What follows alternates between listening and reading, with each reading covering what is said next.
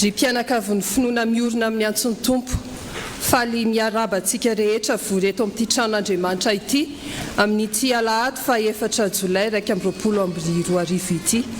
Anio riavana dia alahady fahadimy manaraka ny Trinité ary alahady ihany koa hitondrana am-bavaka ny sampana DORKASY izay manatanteraka ny vokatra amin'ity anio ity.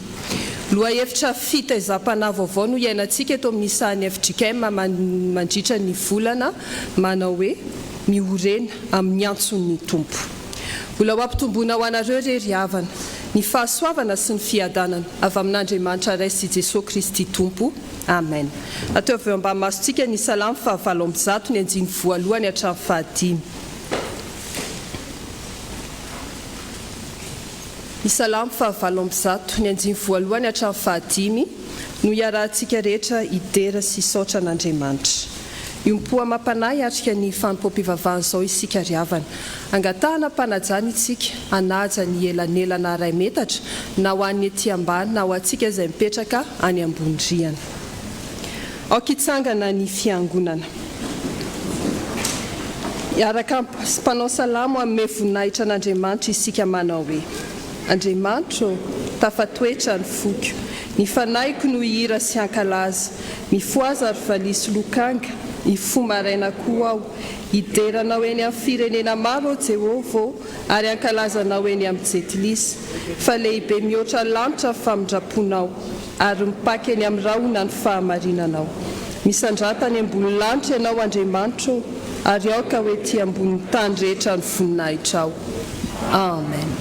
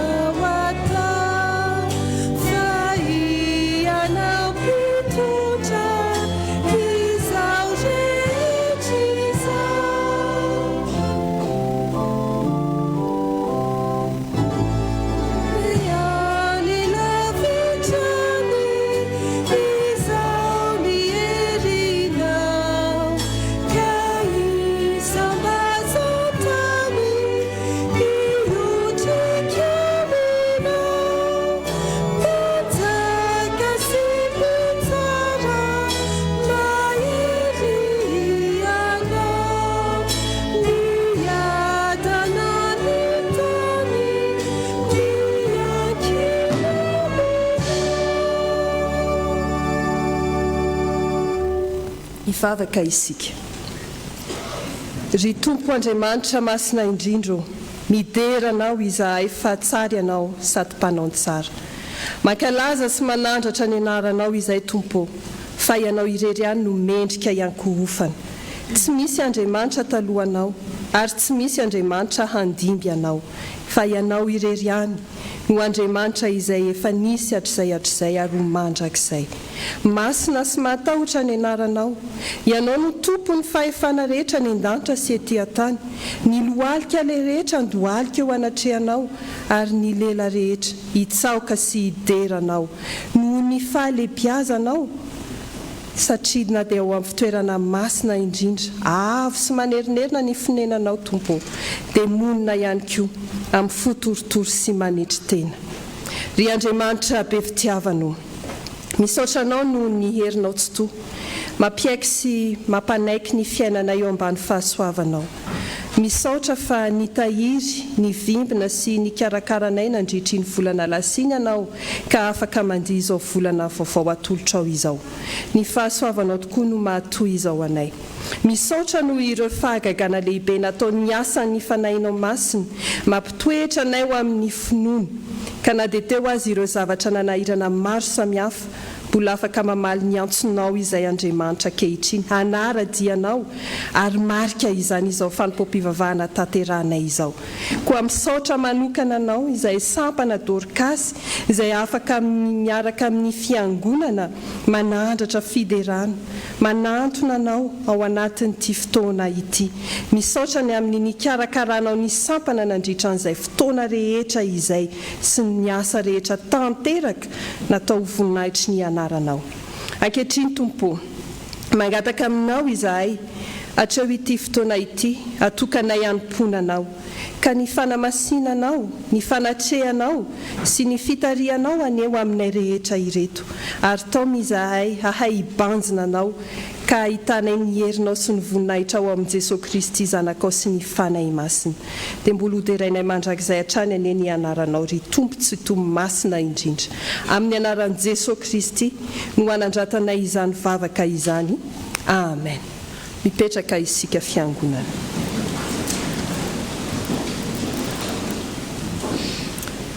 Toy izao ny sitrapon'Andriamanitra izay tiany ho tanterahintsika mpanompony koa enoy amin'ny fanajana izany ry havana malala. Manarahany Jehovah Andriamanitra reo ka aoka izy no atahoranareo ary ny didiny no ho tandremanareo ary ny feony no ho enonareo ary aoka izy no ho tomponareo sy fikiranareo fa manaraha ianao ho Jesosy fa ny fanomezam-pahasoavana sy ny fiantson'Andriamanitra dia tsy misy anenenana. Amen. Sambatra mahitsy lalana izay mandeha araka ny lalàn'i Jehovah. Sambatra izay mitandrina ny tevavolombelony ka mitady azy amin'ny fo rehetra. Amen.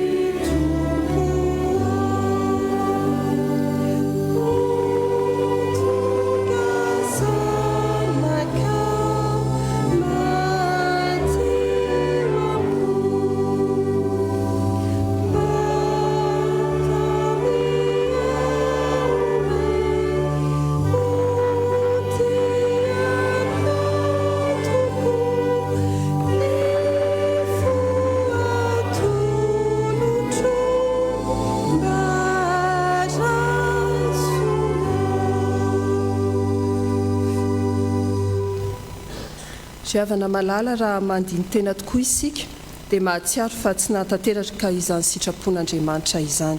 Aoka isika nantona ny Tompo hiaiky ny fahotantsika ao anatrehany isika ka hanaraka ao am-pontsika izao tombavaka izao. Ray masino manantona ny seza fiandriana ny fahasoavanao amin'ny fahasahiny izahay noho ny fahamendrehan'ny rano Jesosy Kristy. Mangataka sy mitalao ny famondraponao mba hamelanao ny heloka vitanay satria tsy nahatanteraka ny didinao. Koa mamonjea anay ry Tompo tsaro. Eny Tompo, raha niantso ianao hoe manarahay dia tsy nataonay izany. Tokony fikitra sy nanompo anao izahay. Tokony nanana tahotra anao Andriamanitra. Tokony nitandrina ny didinao. Tokony niaino ny feonao mitarika anay. Ekena Tompo, fa tsy vitanay arak'izay nandrasa anao ireo. Mety tamin'ny ampiahany ihany. Koa mamonjea anay ry Tompo tsara indrindra. Eny Tompo, amin'ireo fahalotom-pitondran-tenanay tsirairay ireto no iakenay heloka eto anatrehanao ihany koa. Mifona, mibebaka, mamonjea anay ry Tompo tsara indrindra. Sasao hafa-keloka izay ny amin'ireny. Diovy izay ho afa-pahotana no ilay raha nitondra famelan-keloka izay mitondra fanafahana manome fanasitranana noho ny amin'i Jesosy Kristy mpanalalana anay aminao Andriamanitra. Aoka ho voadio anie izahay ary aoka tsy hisy harombaka izay eo apela-tananao fa efa anao izahay Tompo koa tehirizo anao hatramin'ny farany. dia mino izahay tompo fa izay reto dia tena mibebaka marina ary namototra izay fahotana rehetra taty anatinay mba ho sasanao. Amin'ny anaran'i Jesosy tompo sy mpamonjy anay no hifonanay toy izany. Amen.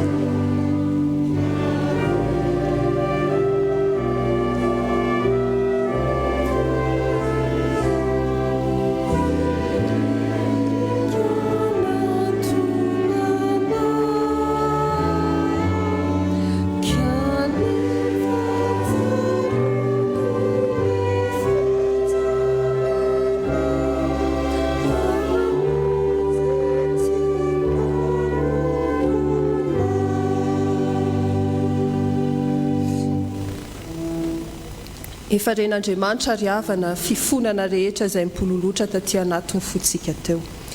Koa andeha ary havana, Andriamanitra tompontsika dia tsy mitahiry heloka ho an'izay bebaka maro eo anatrehany. Raisy eo am-pifaliana sy am-fanantenana eo am-pitsanganana ny famelan-keloka omeny tompo antsika.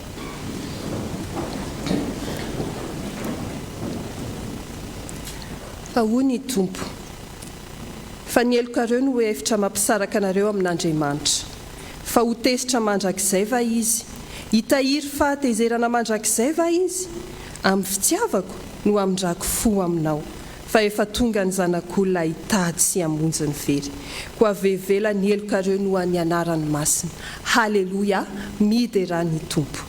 Sambatra ny olona izay voavela ny elony sy voasarona ny fahotany. Sambatra ny olona izay tsy sain'i Jehovah heloka ary tsy misy fitaka ny fanainy. Amen.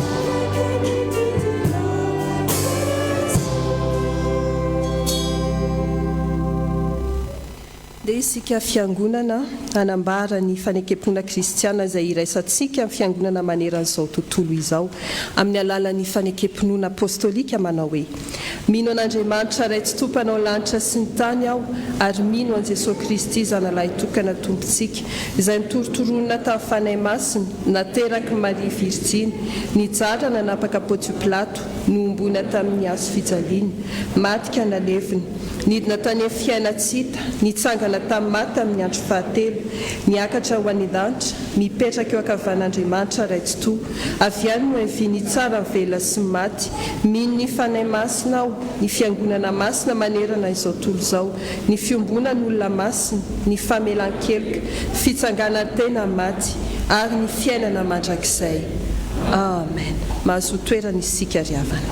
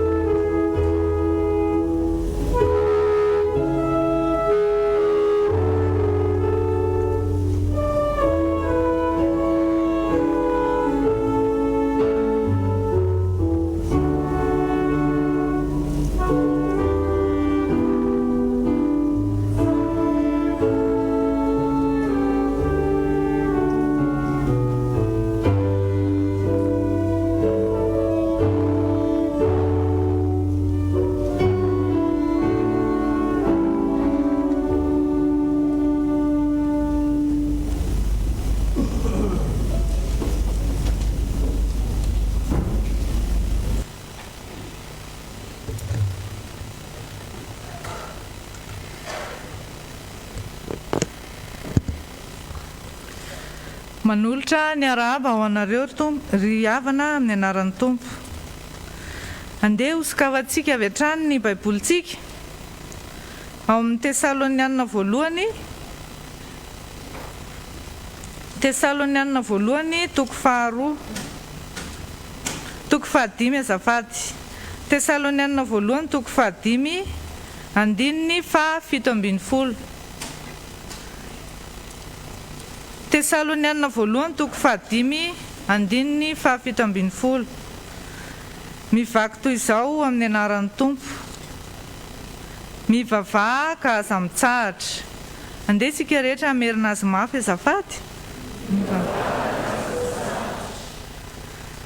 Izany ny afatry ny soratra masina ho antsika amin'ity anio ity. Mivavaka isika rehefa misakafo, mivavaka isika rehefa matory, mety mivavaka isika any am-pianarana, any am-piasana, amin'ny fotoana rehetra. Nandalo fiboantsika teo ry havana, mety adinodinontsika ny mivavaka, satria hoe tsy nankaty am-piangonana ve? Satria hoe tsy naharaka ny fanompoam-pivavahana tao amin'ny fampitandavitra. Mampatsiahy antsika indray ny soratra masina amin'ity anio ity. Mivavaka aza mitsahatra. Mety efa mivavaka foana isika, manoloana ny olana, manoloana ny aretina, manoloana ny zavatra samihafa, dia mety miteny hoe efa mivavaka foana izay, fa tsy hita izay marina. Mbola tsy ampy mivavaka ry havana, mivavaka aza mitsahatra. Mety mivavaka indray mandeha tsika na indroa, na impolo, na indroapolo, fa ndao tsy hitsahatra. Tsy voafetra mivavaka, tsy mifidy toerana mivavaka, tsy mifidy fotoana, tsy mifidy taona. Misy fomba fiteny frantsay izay manao hoe il manque comme il respire. Ataoko moramora satria zavatra ratsy zany fa ndeha ny antsika atao zavatra tsara be, teneniko mafy mihitsy. Ataontsika hoe on prie comme on respire. Ataontsika fiainana mihitsy zany ny mivavaka. Raha mbola velontsika dia hivavaka, tsy mitsahatra ny vavakantsika raha tsy tapitra ny fofinaintsika. Mangataka ny fianakaviam-ben'ny Sekoly Alahady hitsangana.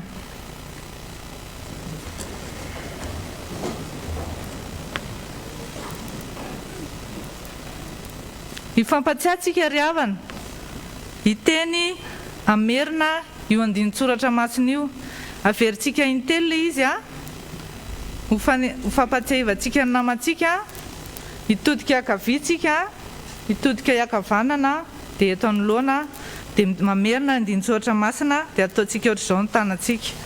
Ndao ary avy roatelo mivavaka aza mitsahatra, mivavaka aza mitsahatra, mivavaka aza mitsahatra. Eo am-pitsanganana ihany no anatanterantsika ny hira 700 andininy fahaefatra.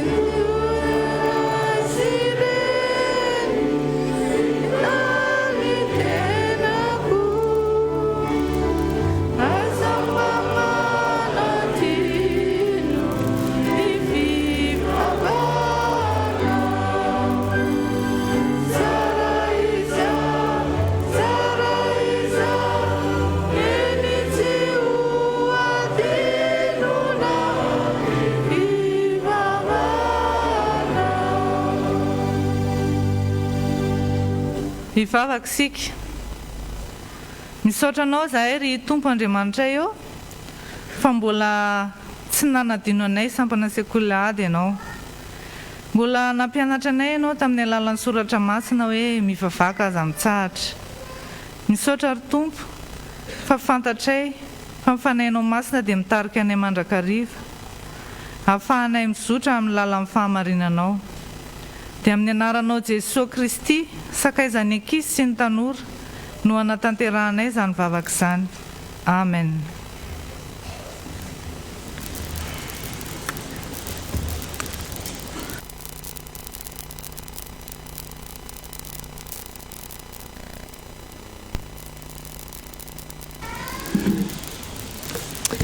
Finaritra ry Fiangonan'Andriamanitra. Mialohan'ny amakina sy anambarana amintsika ny raharano fiangonana dia isy fandaminana vetivety isika. Isy régisseur any amin'ny rihana ambony mijoro andamina kely ny fipetrahantsika najantsika ny iray metatra.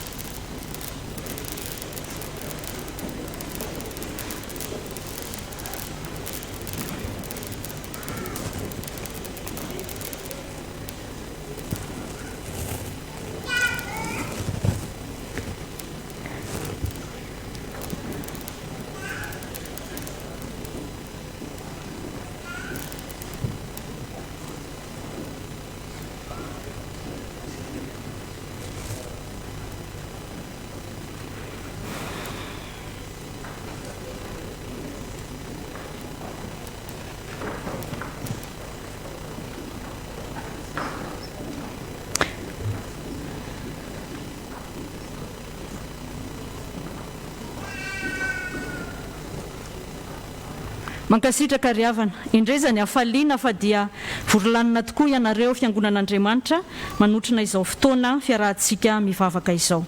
Fa masina ny tempolin'Andriamanitra dia ianareo izany. Koritiana voalohany toko 7 ny 7:70 tapany 2. Miorena amin'ny antson'ny Tompo. Atolotra antsika ary izay tsara ho fantatra makasika ny asany raha ny Tompo antsika sy izay asa iombonantsika.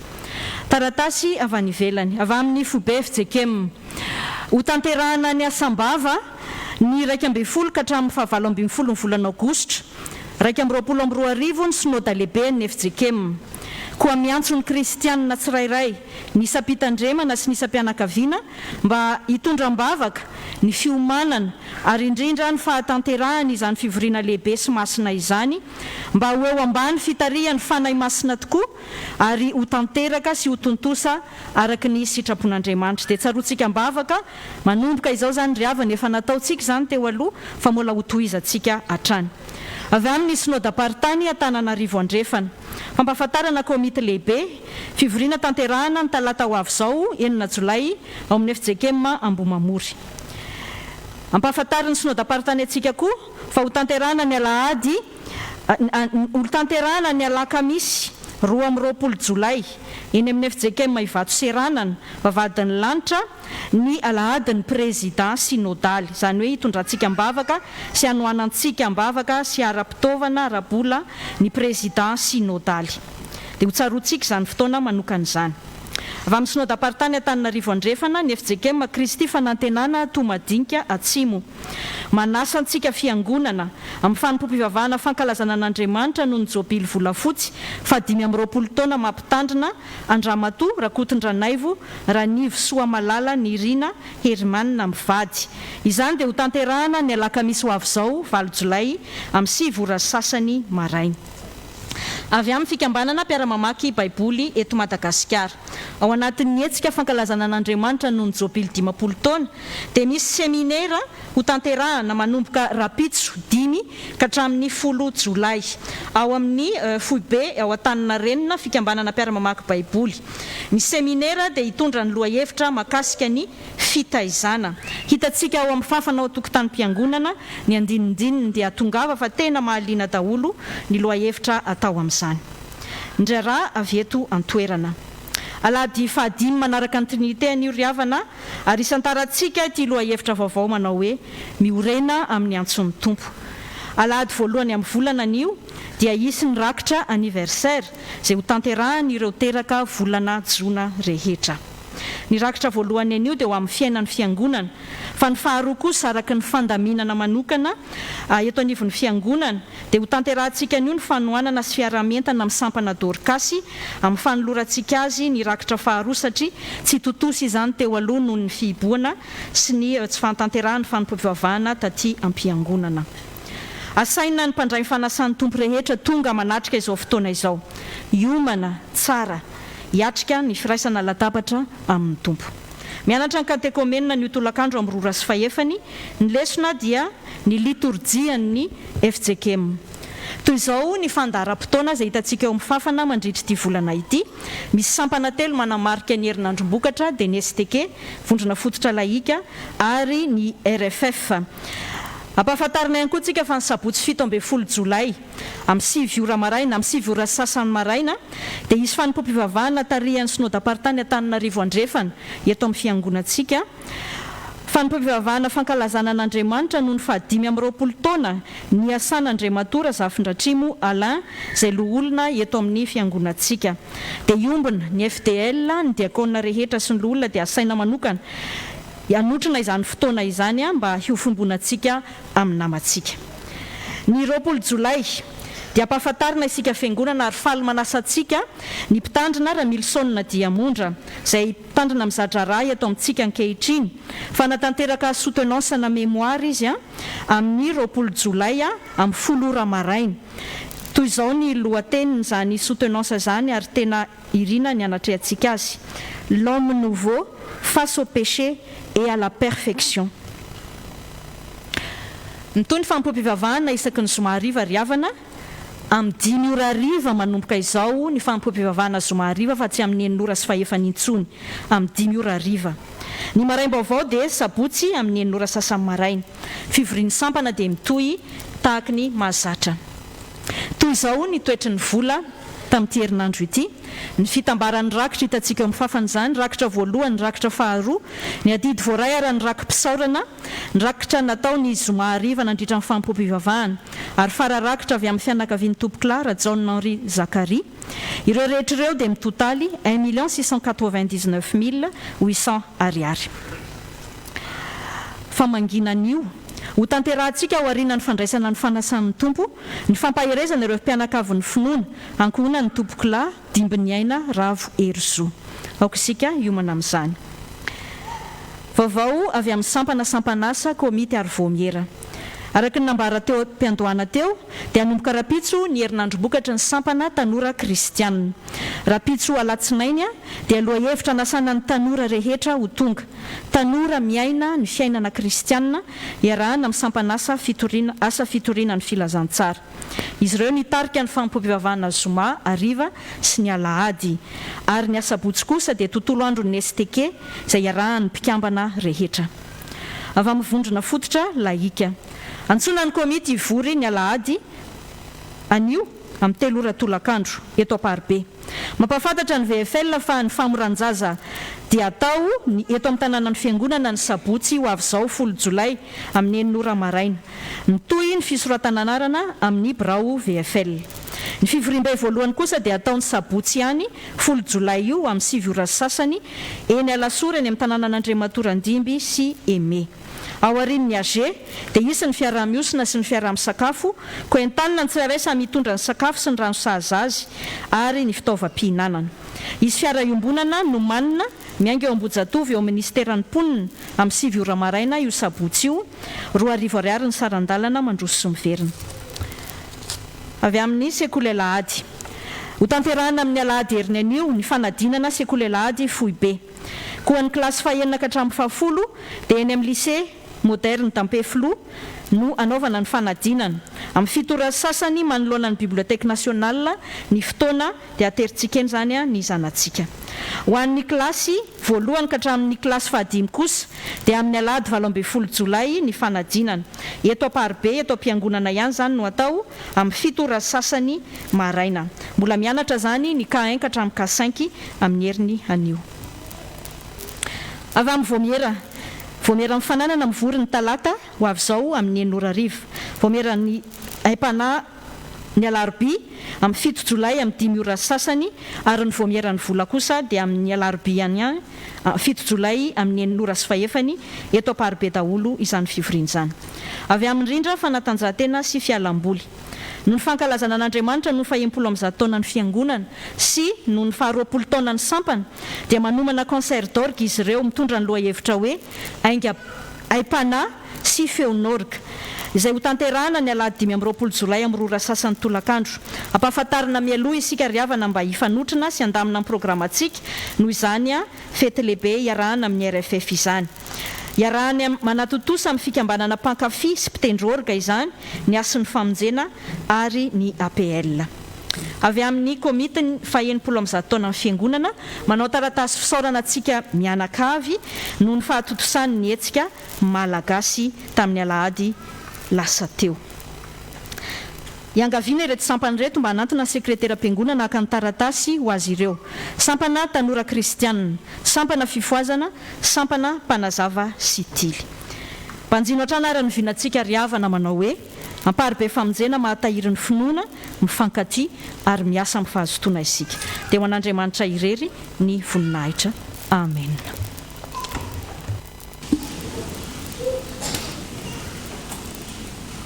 Finaritra ry Amparibe miorina amin'ny antson'ny tompo.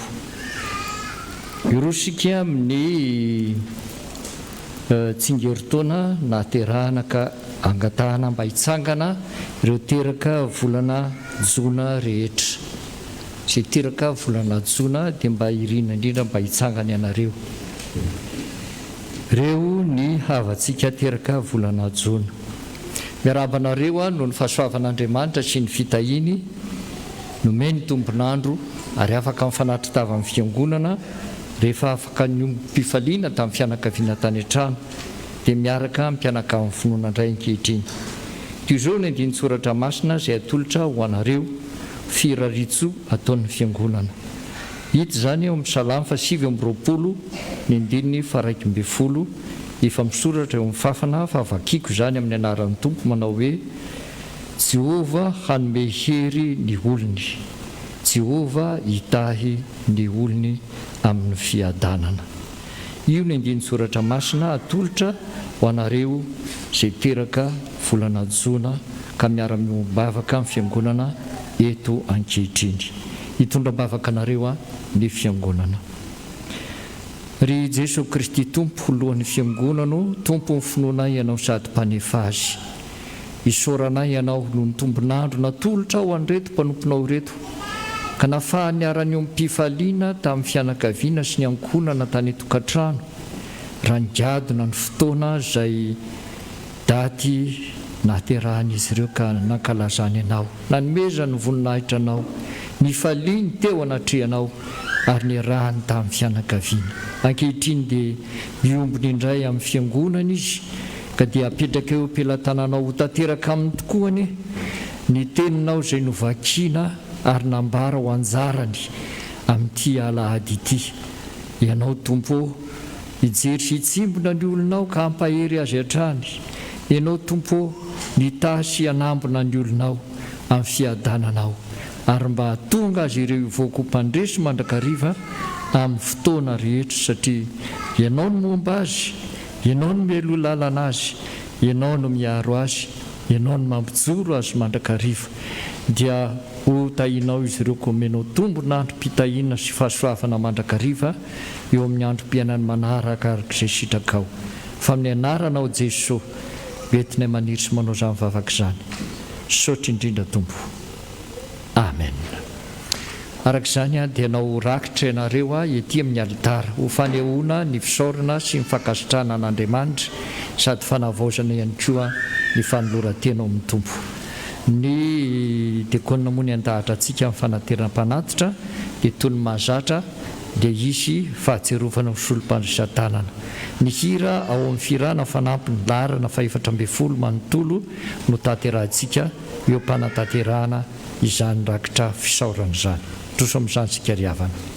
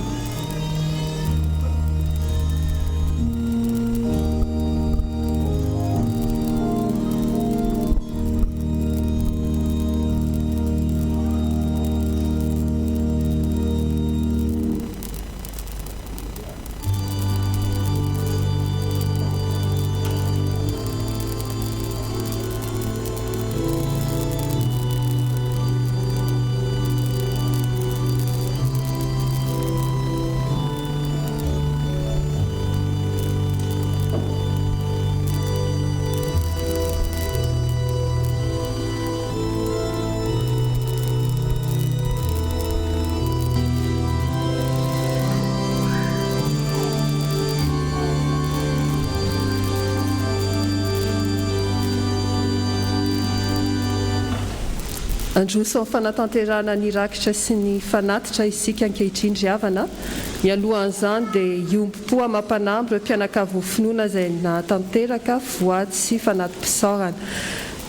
Tanterantsika mpifaliana trano fa izany ho ankasitrahan'ny tompo. Iroso amin'izany tsika ankehitriny.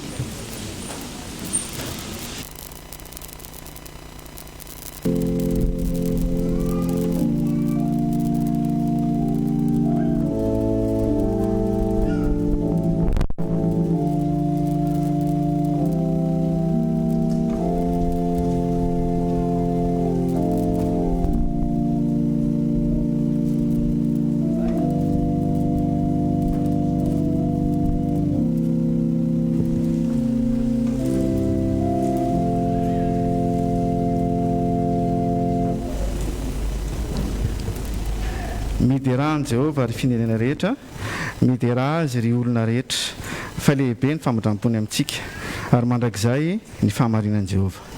Salamo fa 7:40 am'zato.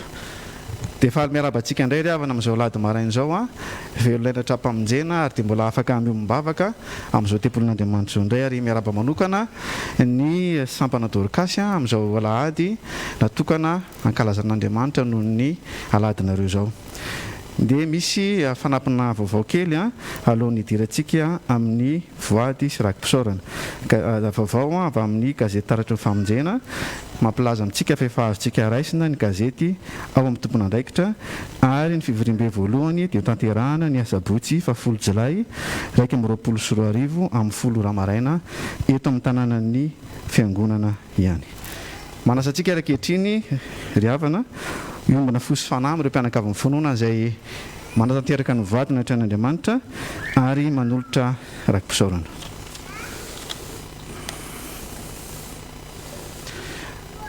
Antsoa iaho dia vonjeko ianao tompo, hiatrika ady mafy amin'ny fitsarana ny zanakay rahampitso. Vonjeo zahay mba ho afaka madiodio izy amin'ny finoana sy amin'ny anaran'i Jesosy tompo mavonjy nanaovako izany fangatahana izany. Amen. Manolotra rakim-pisaorana 20,000 ariary ho an'ny zazakamboty ary mangataka vavaka avy amin'ny fiangonana mba ho afaka madiodio amin'ny fitsarana rahampitso. Ny hira fa 420 amby zato andiny voalohany no mantsika ankehitriny. 420 amby zato andininy voalohany. Antsoa iaho dia hovaliko ianao ka ampisehoko zavatra lehibe sy sary-patarina izay tsy fantatrao. Jeremia 7:30 andininy 7. Mangataka vavaka avy amin'ny fiangonana satria hiatrika fandidinana ny zavikeliko any ampitan-dranomasina ao. Mangataka vavaka amin'ny fiangonana manolotra rakim-pisaorana atolotra ny sampana DORKASY ary 20,000 ariary ary mangataka ny hira 420 amby zato andininy voalohany tanterahantsika izao.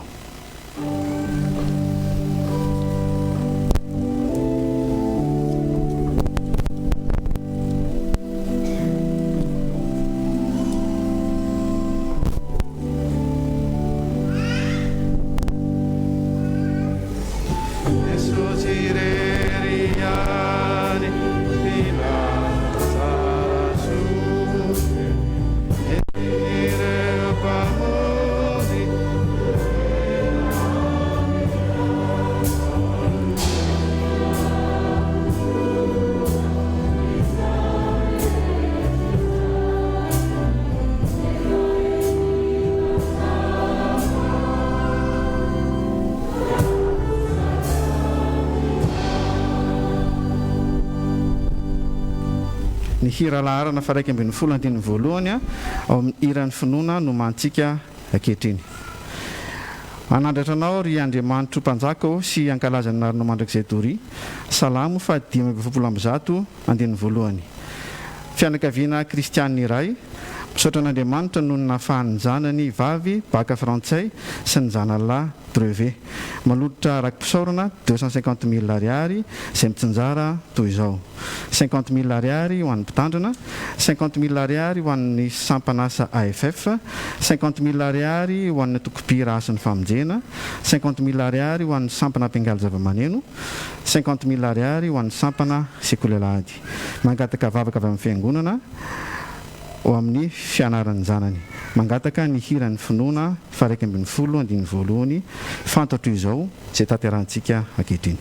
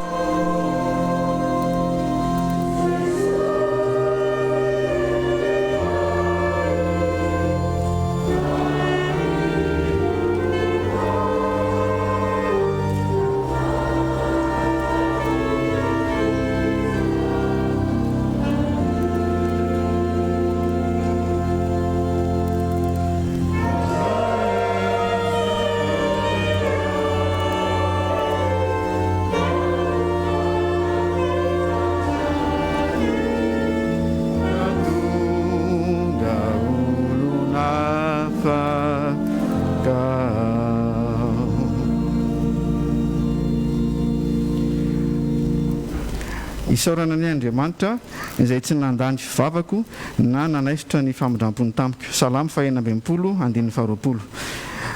Raim-pianakaviana iray dia misaotra an'Andriamanitra noho ny tombo taona ny volana jona teo. Mangataka vavaka avy amin'ny fiangonana ho amin'ny tokantrano ny asa sy ny fahasalamana. Mangataka vavaka avy amin'ny fiangonana ihany koa ho an'ny zanany anala CEPE. Manotra rakosorana 20 000 ariary, 10 000 ariary ho atolotra ny rindra fialamboly sy fanatanjahantena, 10 000 ariary ho an'ny mpianatra soratra masiny ny fiangonana. Mangataka ny hira laharana 720 ao amin'ny Fiarana fanampiny izay efa nitantarahantsika moa zany ny havana tamin'ny rakitra anniversaire teo. Ny hira mialoka aminao no mantsika ankehitriny. Renim-pianakaviana iray misaotra ny tompo ary manome voninahitra azy fa tena mamaly vavaka tokoa izy, miaino ary mikarakara mandrakariva. Mangataka vavaka avy amin'ny fiangonana mba hamezan'Andriamanitra fiadanam-po sy fanambinana ho amin'ny ankohonany rehetra. Manolotra rakim-pisaorana ho an'ny RFF. Mangataka ny hira mialoka aminao izay tanterahantsika ankehitriny.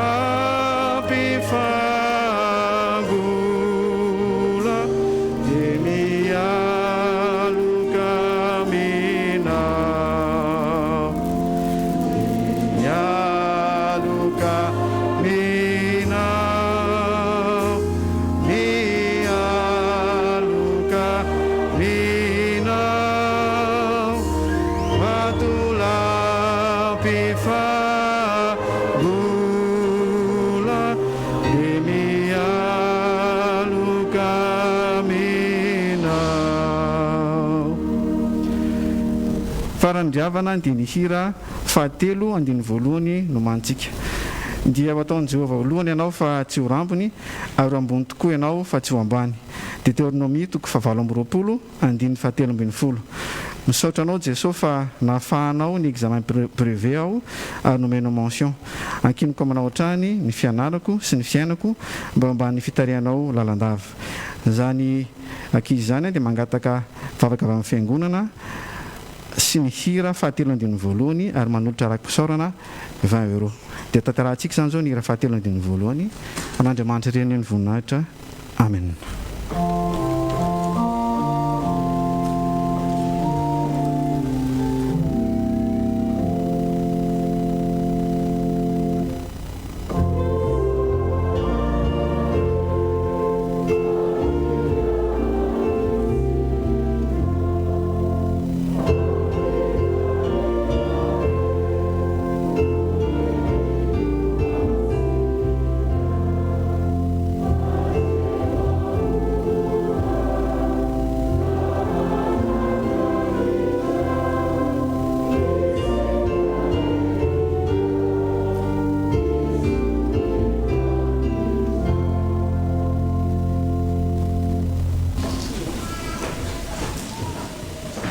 Fangataka fakira amin'ny mpitendry zavamaneno.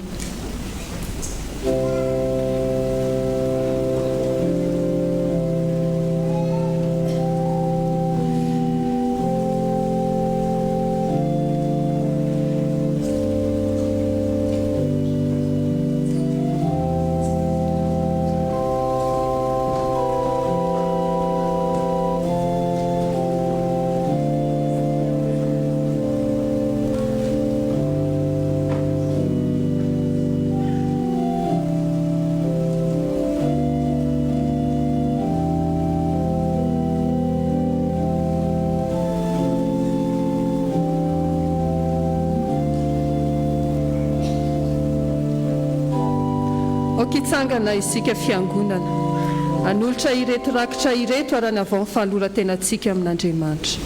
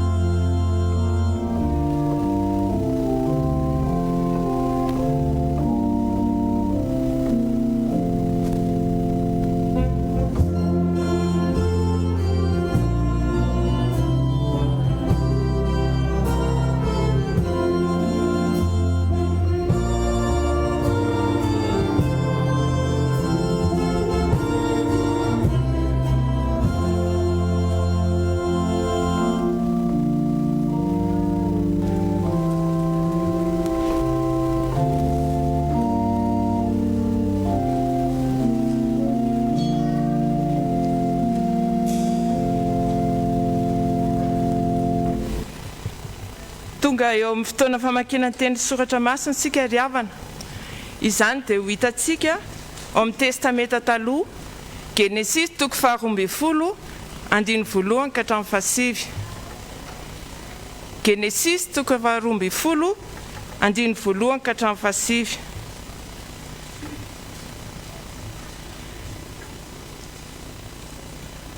Ho tohizantsika ny famakiana teny araka ny filazantsara ny soratan'ny Lioka.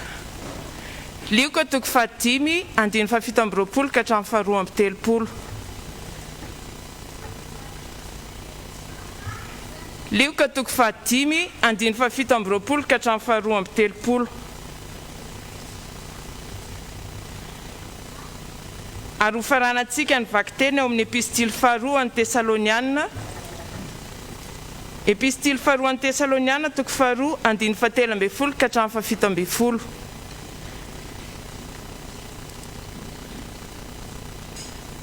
Epistily 2 an'ny Tesaloniana toko 2 andiny fatelo amby folo ka hatramin'ny fafito amby folo.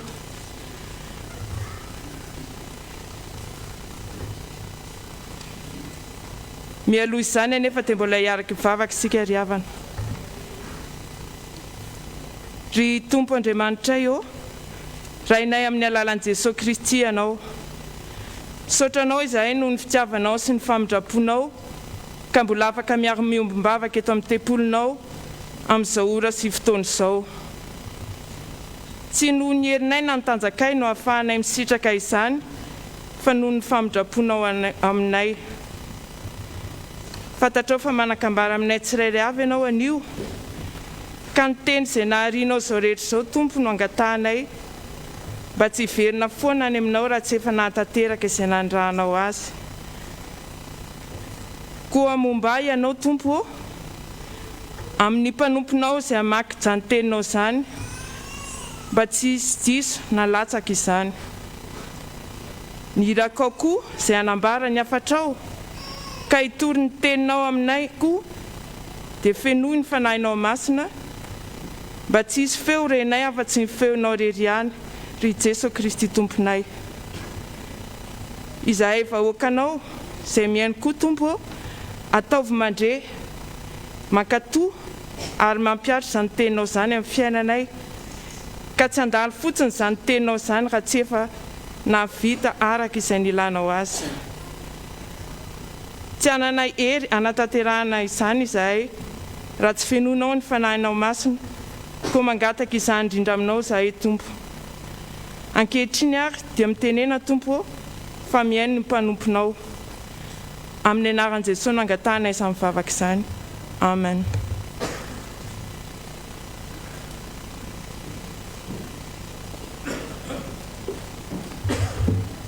Tonga eo amin'ny famakiana ny tenitsika Tompo.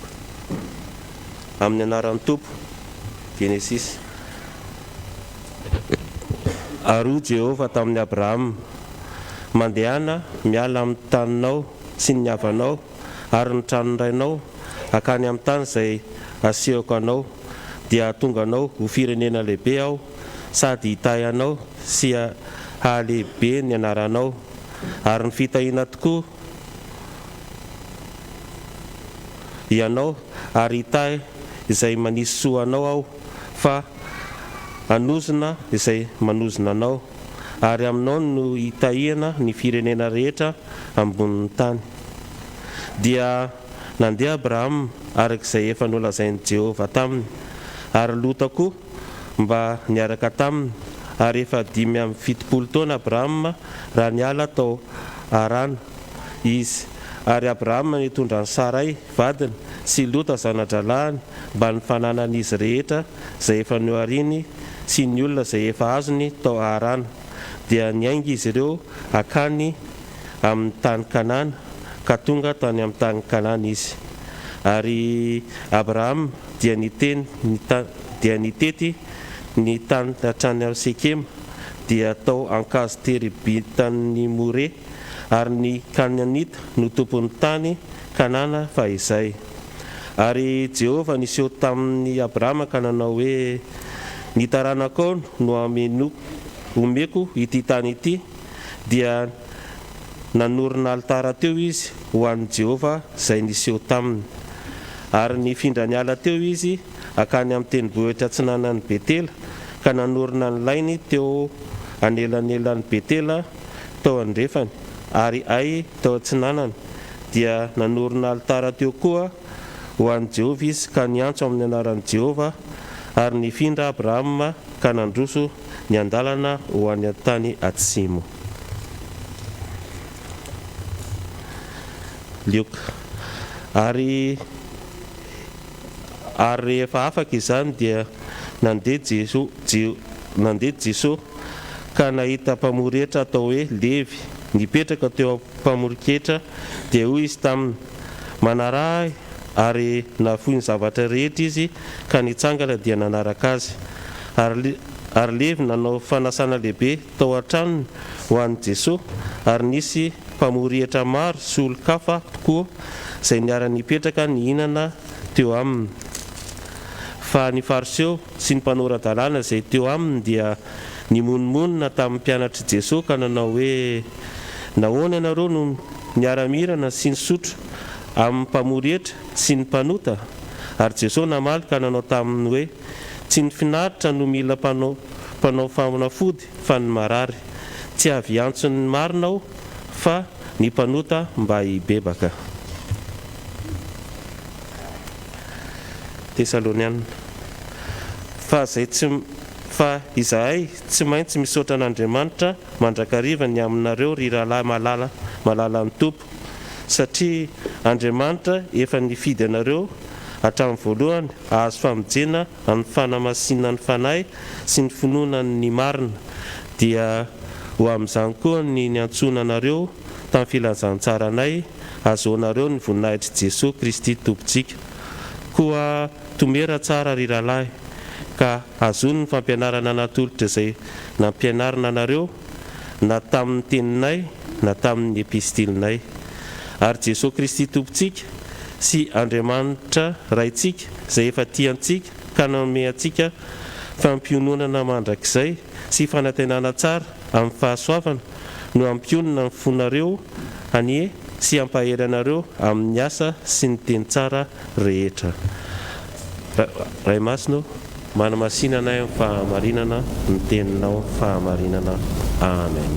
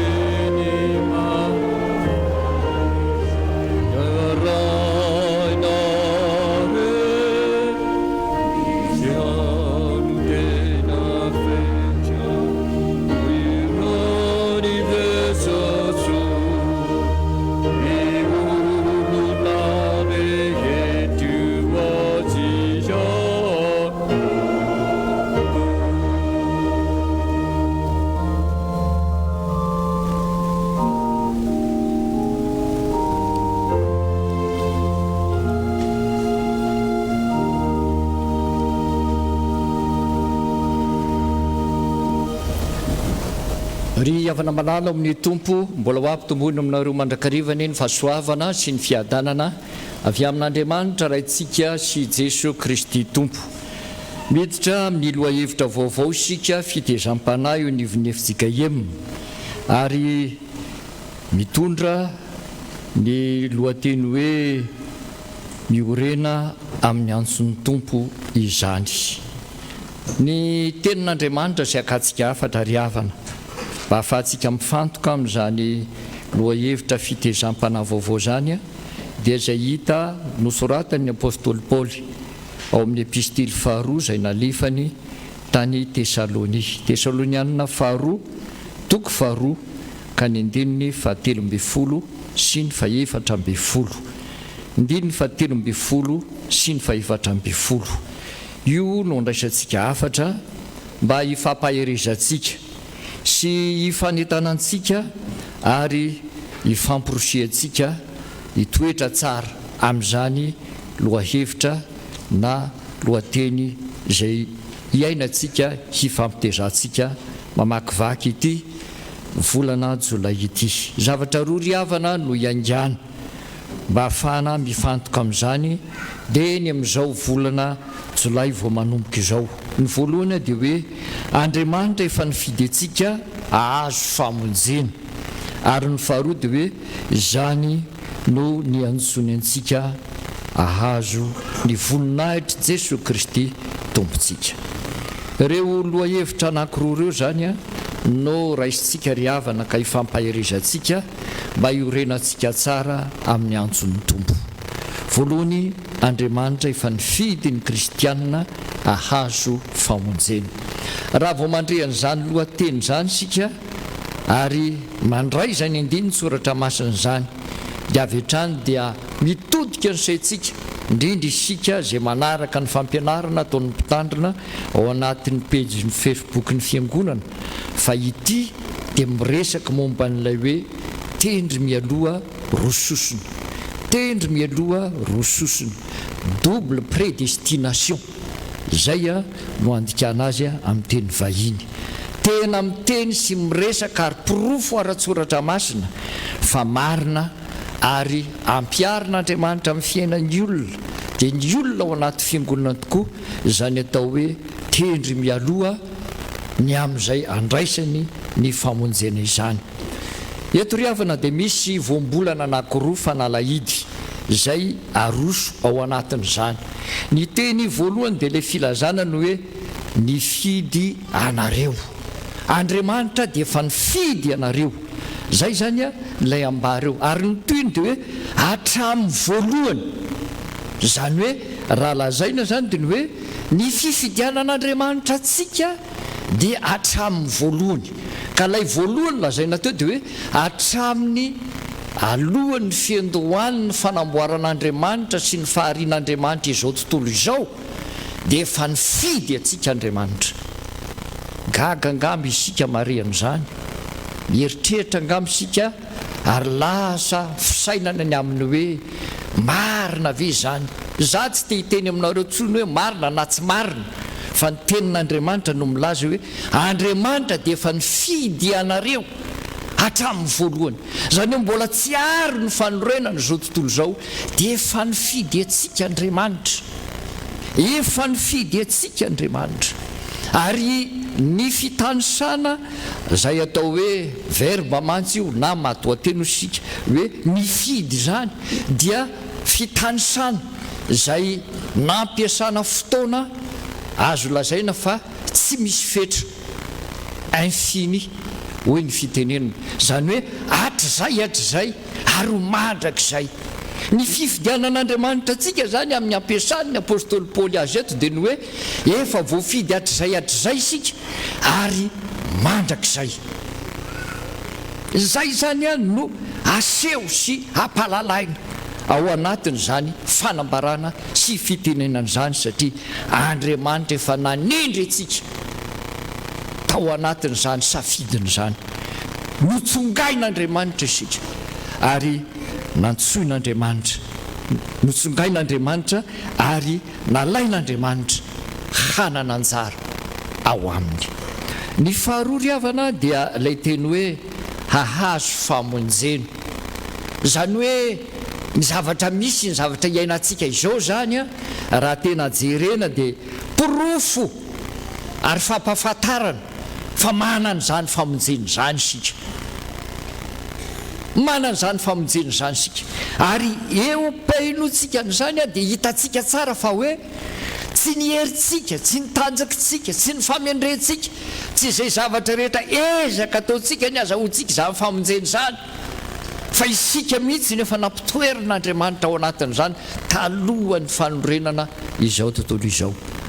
Dia lasa sainy sika ary lasa nyeritreritra dia hoe inona zany natoko teo na tonga hoe mba lasa kristianina sy ny sisa. Fitarian'Andriamanitra ireny satria manana anjara ho aminy ianao ho tonga amin'izany toeran'ny olom-bovonjy zany. Zareo ny tantara raha ny anatra sika ny filazantsarany Jesosy izay nosoratan'ny Jaona, isaky ny mampianatra Jesosy dia adilany miseho. Zany hoe rehetra tsy any Jesosy dia miady ary tia hamono an' Jesosy, tia hisambotra an' Jesosy, tia hitorabato an' Jesosy. Fa ny any Jesosy kosa dia liana mandrakariva ary te hieno ny fampianarany, te hieno ny fampianarany. Dia hitatsika ao anatin'izany fa ny olona efa voatendry mialoha hanana anjara ao amin'ny Kristy dia liana sy manaraka azy, mieno ary mankatoy izay lazainy. Fa izay tsy azo kosa dia tafitohina sy manenjika azy ary te-hamono azy dia hitantsika ny fiafarany fanombony tamin'ny hazo fijaliana ilay zanak'Andriamanitra satria tsy anisan'izay ihany Kristy izy. Jesosy raha teo dia efa niteny hoe tsy misy olona mahay manatona zany hoe tsy misy mahay mino an' Jesosy zany raha tsy tao amin'ny ray hanatona an' Jesosy izy. Isika zany raha tonga amin'izany atao finoana an' Jesosy Kristy zany dia satria tsika efa voatendry mialoha ary satria tsika tao amin'ny ray hanatona azy dia tonga mangetaheta, tonga manatona ary tonga miaino ary mino ny filazantsara na ny vaovao mafaly izay famonjena taterahan'i Kristy ka idiran'izay efa notendreny hanana anjara amin'izany. Ny havana malala ao amin'ny tompo.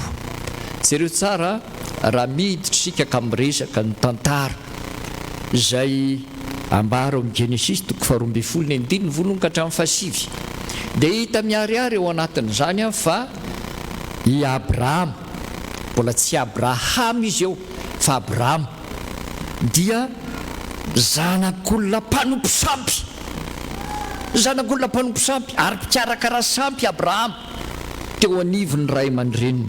Fa izao efa voafidin'Andriamanitra mialoha ka natsoin'Andriamanitra niala tao amin'ny ray aman-dreniny mba hitoetra any tany Kanana ary andova izany tany Kanana izany ary ny taranaky Abrahama dia ho taranaky ny finoana dia ny finoana an'Andriamanitra.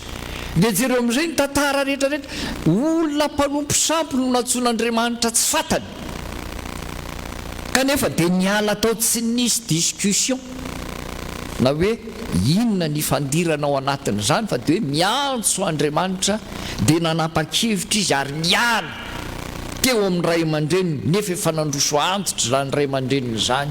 Izy azy efa 570 taona manao ahoana zany ray aman-dreniny zany ny fahaterany ka dia niainga izy ary nilozany tao ilay fiainany taloha fa nandeha nanorina fiainam-baovao miaraka amin'Andriamanitra izy satria izy ilay efa manin'Andriamanitra nofidiny ho ray ny finoana ho amin'ny famonjena izay efa hatolotr'Andriamanitra ho an'izay mino. Ny faharoa ry havana dia ambara ao anatin'io andin'ny soratra masina hoe izany no niantsolanareo ahazo ny voninahitra Jesosy Kristy tompontsika. Tsy vitany hoe nofidina fotsiny fa nantsoina mihitsy.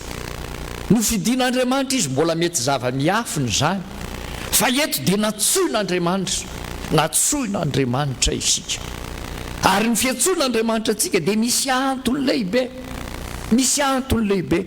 Inona ny antony? Mba hahazahoantsika ilay voninahitra Jesosy Kristy tompontsika. Dikan'izany dia misy zavatra anankiroa indray izay tiany tompo hampahalaina antsika ao anatin'izany. Ianao sady nofidiny notendreny mba hahazo famonjena. Eto natsoiny ianao mba ho fantatritsika tsara ary ho azotsika mihitsy araky ny tenin'ny soratra masina zany tendry mialoha izay nataon'Andriamanitra ho an'ny fiainako sy ny fiainanao zany hanana anjara amin'ny famonjena amin'ny androtsika kehitriny ary amin'ny ho avy tsy manam-patapirana rehefa tonga mikery sy ny voninahitra ny tompo. Ao zany no ahitantsika ny zavatra izay hoe inona tokoa moa voambolana anankiroa indray no raisina ao anatin'izany dia ny hoe ny fiantsoan'Andriamanitra ny olony, ny fiantsoan'Andriamanitra ny olony. Ahoana moa zany ary dia hitantsika ao anatin'izany fa ny olona izay antsoan'Andriamanitra dia efa nofidiny sady efa fatany mialoha. Andeny antsika ka ohatra anankiray ary hitantsika ao amin'ny Jeremia 1:5 dia alalantsika n'izany. Jeremia dia nantsoin'Andriamanitra ho mpaminany fa Jeremia kosa dia nihevitra ny hoe ahoana moa no zany ho antsoina anao an'izany asa mpaminany zany efa za olona tahaka izao, za olona tahaka iry, mahita sy mahatsapa ny fahalemeny sy ny tsy fahatanterahany zany Jeremia zany hoe za olona votsavava, za olona hitsy, za olona kely, za olona sinsisa avy amin'ny taranaka tahaka zao sinsisa aseho daholo zao rehetrarehetra zao izao no izy ao anatin'io dia hoe hatry ny fony tsy mbola voaforona ianao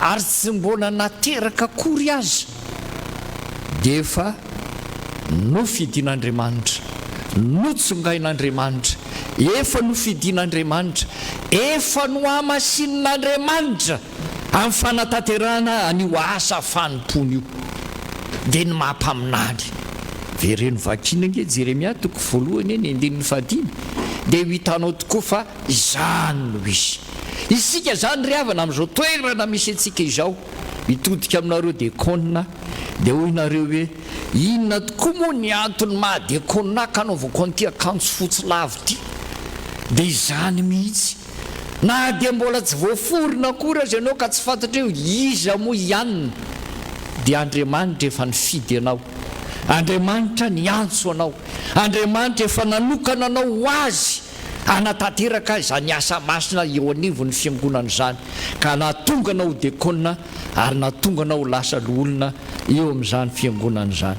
Toy izany koa eo anatrany hoe vita batisa ny olona anankiray fa maninona moa no tonga amin'izany fiainany vita batisa zany ianao fa tsy amin'izao fotsiny ary maninona ny fiainako ny tsy maintsy aty-ampiangonana zay ry havana mifampiresaka izay mianaka eto hoe ohatra mahafinaritra ary pastery ozy ity zanako ity mahita an'ireto olona marobe reto tonga ny fiangonana toy izao hoe tena mahavelonaina mihitsy ary mampavitribitrika mihitsy na nitarika fotoana sy mitoroteny eto azy satria velona ao anatin'ilay vahoaka an'Andriamanitra lay fifidianana sy fiantsona ka tsy tafapetraka any an-trano izy fa ino izy tonga manatrika ny fanomboam-pivavahana ary ny zava-dehibe aminy dia hoe miara-miaina izany filazany tsara ny famonjena izany miaraka amin'ny olona zay niara no fidiana taminy ka miombona amin'ny hoteny iray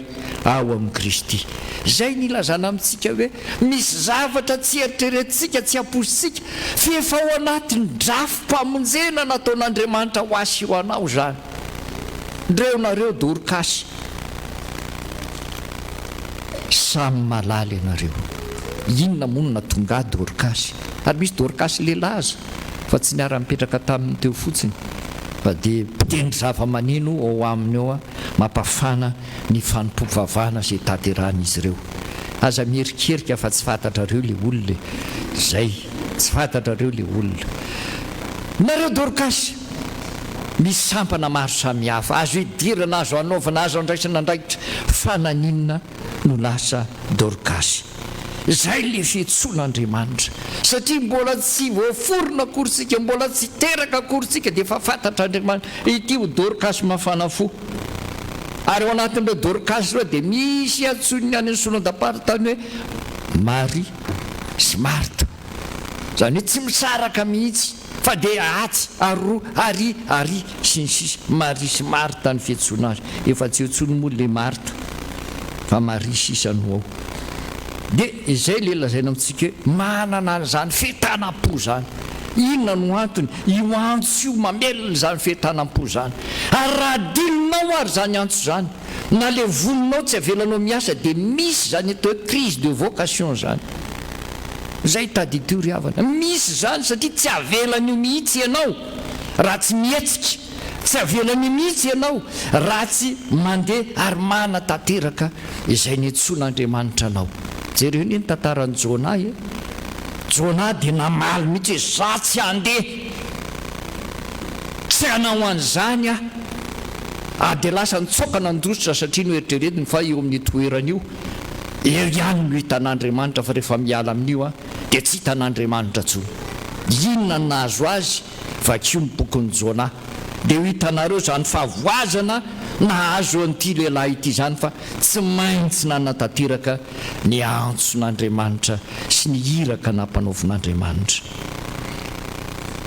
Vita batisy ianao mpandray fanasan'ny tompo anao ary mpiombona latabatra amin'ny Kristy ry afaka malala amin'ny tompo manetsika anao avokoa zany rehetrarehetra zany ito dia te ilaza amintsika tsy fidy no an'izay tsy afaka mandeha makaty am-piangonana ne amin'ny andro fandraisana sy ny andro alahady tahaka izao ny tsy tonga amin'ny fanatritavaka amintsika eto hoe tsy fidy no iaho ary any izy zao mangetaheta sy tena mahatsiaro tena mihitsy hoe sampatra rianina fefalasa mandeha fa zay kosa ty nonony ity fahasalamana zay mbola maharefo ity dia tsy hafa manoatra na tsiaro an'izany ary havana tany anosiala tamin'iny fotoana iny andeha hivoaka olonareo ry pastera kanjo tsy lasa nivoaka raha matono nivoaka dia zany mbola tafajanona tamin'izay fotoana izay moa dia 1er avril le fotoana tena andalo to amiko to le infirmier dia niteny hoe ahoana pastera zay isan'andro mitsikitsiky fa tamin'io tsy nitsiky tsony tezitra nga pastera sa malahelo sady tsy tezitra ny tsy nalahelo fa efa fantatro fa ahoana ozy izy 1er avril androano dia omaly anylazanareo fa hivoaka androany 1er avril nefa dia hoe tsy mivoaka fa raha matoa ihany no mandeha fa inona le 1er avril ary pastera fetiny lainga aho ako dia ny oninary ny fifaliako nefa ao anatin'izay satria tany azy zany nanao herinandro masina dia nietaeta hoe manahoana zay le vahoaka an'Andriamanitra sy ny kristianina tsirairay latsaka ny ranomaso ry havana satria tsy mbola nahazo ny eno radio tamin'izany fa tamin'io herinandro masina io tsy nanaika raha tsy ny eno mialao amba eno satria atia miady amin'ity aretiny ity dia ny eno ary vao ny eno nanokatra radio dia ilay hira tena mampiotsakontsana zay no tena nandeha tao dia tomany aho iza hoe aty zany nongiarainy no manao an'ity herinandro masina ity da dia ny tompo ane omba inona ny tia natongavanao anatin'izany io fiatsonanao io fifidianananao io zay efa nampitoerin'Andriamanitra ka hitondran'Andriamanitra ny fiainanao eto amin'ity tany fandalovan'ity dia eto sy ampitoery tsara ao amin'ny tompo ary zay le hoe mitoera tsara ao amin'ny fiantsonanao ao amin'ny Kristy fa arakaraky ny toerantsika ao anatin'izany ry havana dia aseho ny tompo eo amin'ny fiainantsika tokoa tsy mba ho tahaka ny fariseho ianao eo anatreny ny asan'i Jesosy Kristy jereo eo amin'ny liko toko 5 izy indray no miseho mitsara miseho manitsy miseho maneho hevitra eo anatrehany asa zay taterahan'i Kristy amamesia azy Jesosy dia niteny hoe tsy ny marina tsy ny matsiaro tena salama fa ny matsiaro tena marary sy ny mitady ny famonjena izany nomena sy hotolorana azy ry havana malalo amin'ny tompo dia tsaroy manomboka hatramin'izao fa etaetanao tsy mitsahatra zany famonjena zany ary zay no mahatonga anao indraindray tsy mety mangina raha tsy mamelona mandrakariva zany aim-pamonjena efa nampitoery ny tompo tao aminao noho ny antso noho ny fifidianana satria azy ianao ary ny an'ny tompo dia jereny sy karakarainy ary velomy mandrakariva ry havana malala amin'ny tompo mpianatry ny tompo ny fiantsonany hoe kristianina fahiny zaso ianao zany le mpianatry ny tompo ary ianao raha tokana tsony ny tompo amin'izany dia misy dikany ary misy antony indrindra dia eto mampahery atsika vita batisa mpandray fanasan'ny tompo diakona loha olona vehivavy dorkasy lehilahy dorkasy ny mpianatra anao fanadinana ianareo rehetra no anambarana na dia zay efa navita aza ka afaka zany fanadinana zany noho ianao zanak'Andriamanitra no fidiny ary nantsoiny dia apetrao amin'ny fanahiny fa izy no iahy atsika hitay atsika ary anampina atsika amin'izay zavatra rehetra ataontsika rehefa matoky azy isika dia izay indrindra lay andininy manaraka amin'io soratra masina io tomoera tsara ary ao anatin'isika mitoetra tsara ao amin'ny tompo zany dia misy vokatra betsaka zay aseho ary ambaran'ny Paoly ao dia ny fanamasina ny fanahy masina an'ny tenanao, atoka ny fanahy masina ianao tena ho an'ny tompo tokoa, ary entany ny fanahy masina ianao ho amin'izany fahalinana ny ahazo ny voninahitra Jesosy Kristy izany. Na tsy vitany izany fa ny asan'Andriamanitra mba hizarany filazantsara na ny vaovao mahafaly Kristy ho an'ny olona rehetra ihany koa, satria satry ny olona manam-pitahiana sy fahasoavana ny zary izany ho an'ny hafa, satria sady tiany eo amin'ny fiainany no tiany ho an'ny hafa namany koa, satria ny fomba izarantsika izany no fisehoan'ny antso sy hahatsapan'ny hafa ny fifidianana azy koa, fa manana anjara ny famonjena ao amin'ny Jesosy Kristy izy. Ho an'Andriamanitra iry ihany ny voninahitra. Amen.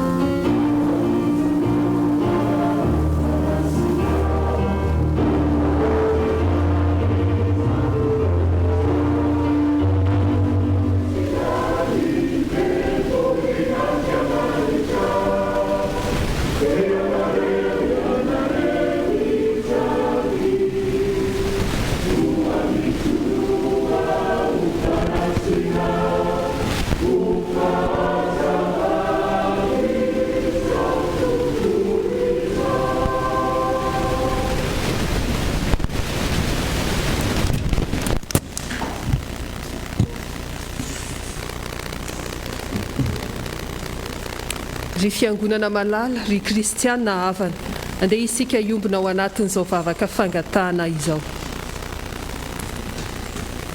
Ry Jehova Andriamanitra io, ianao no mpiandry tsara izay tsy matorina rendremana. Manatrika anay mandrakariva amin'izay miantso ny anaranao masina. Misaotra anao izahay no ianao mihaino vavaka azonay hiampitana lalandava. Ny fitiavanao tsy miova mandrakizay no hanoloharaha ny fahasoavana miboboka tsy mety ritra ary antoka tokana mahalavorary ny lafi-piainanay. Eny Tompo, ampandrosoy aminay ny teninao izay milaza aminay fa ianao tokoa ilay Andriamanitra efa nifidy anay ahazo famonjena hatramin'ny voalohany drafo-pamonjena ao Andriamanitra izany mba hanananay fientanam-po amin'izao fiantsonanay izao. Tompo, izay misalasala dia reselahatra, izay mandray fanapa-kevitra dia tsy ho diso lalana. Aoka ireo teny rehetra izay noraisinay tamin'ny alalam-panomponao teo ireo, anaraka anay hatrany antranonay sy amin'ny raharahanay rehetra ary amin'izay lalaka lehanay rehetra mba hitoetra tsara amin'ny fiantsonao izahay. Ray eo, hatreo lalandava miezaka fitoriana filazantsara sy ny fitaizana ny ondrinao rehetra manerana ny sahany F.J.K.M izay mamaly ny antsonao amin'ny finoana dia eo ngany ho tonga fanaka voafidy eo ampelantananao ary aoka ho atanjahinao amin'ny finoana sy ny fitiavana. Amin'izay isiany ny aizina no hampiposahin'ny fahazavana, amin'izay fahatsoana no hanambarany fahamarinana. Taio ny rafitry-satsokajiny manompoka any amin'ny fobe, ny fanatanterana synôda lehibe amin'ny volana aogositra, ny asany amin'ny synôda apartany, ireo fitandremana rehetra, ny vondrom-bavaka, hatrany amin'ny tompom-pifoazana rehetra, trotrona am-bavaka eto anatrehanao izy ireo, aharitra mandrakariva amin'ny fijoroana vavolombelonao Tompo, mba hamoa ampandrosoan'ny fanjakanao Andriamanitra ety an-tany. Tompo, tsarovy mandrakariva ihany koa ity fiangonana Amparibe Famonjena nametrahanao anay ity. Ianao efa niantso mpanompo samihafa hanana anjara amin'ny fanompona, koa tsy injovy amin'ny famindraponao, araka ny famezam-pahasoavana nomenao azy avy.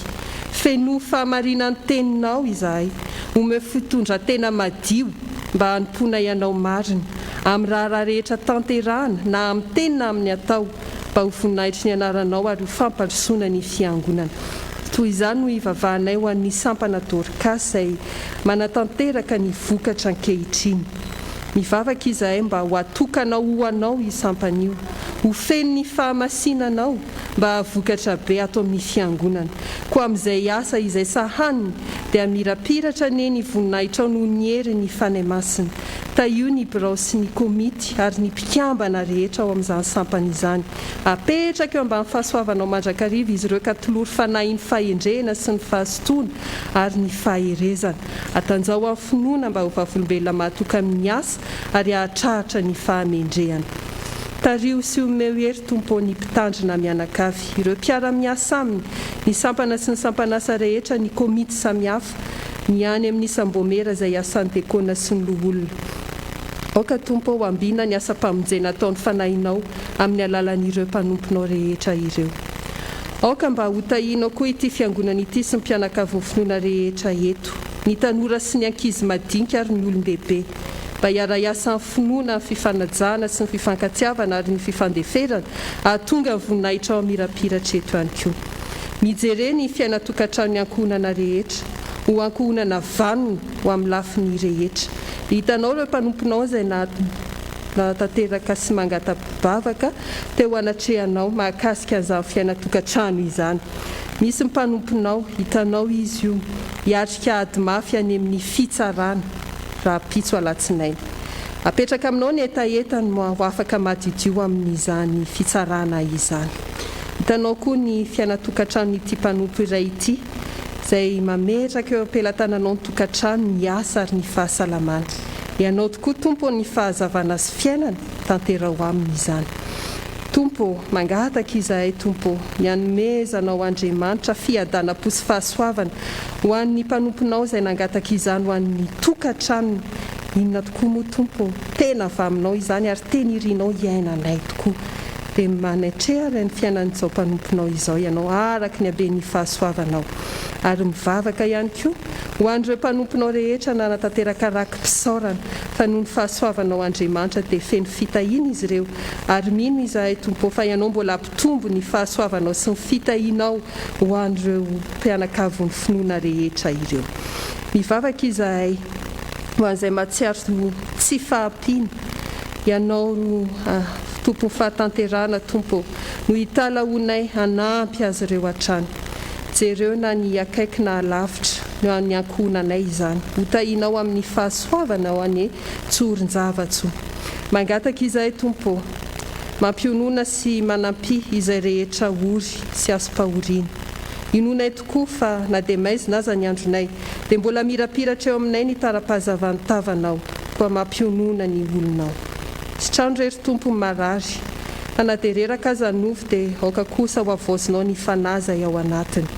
Apio ny mpitondra tena ny kamboty fa ianao irery ihany no tokony momban'ny fitahianao hatanteraka ny fifaliana. Apetraka aminao ireo mpanala fanadinana zanaky ny fiangonana hiatrika ny fanadina mpanjakana CEPE sy ireo miatrika famaranana ny tao-pianarana ihany koa. Manampy amin'ny alalan'ny fahazavan-tsaina sy fitadidiana ka io ny fahasalamana ka ho totosa sy ho lavirary ny fanadinana izay ho atao ka ho ambony ary ho lohany ane izy ireo mba nehoana voninahitra ao Andriamanitra. Dia taio ihany koa ny ray aman-dreny izay mikarakara hitanao io mpanomponao io izay mangataka aminao hiatrika izany fanadinany zafikeliny izany vozo hery izy ataovy mahita fifaliana ao mpanatanterahana izany.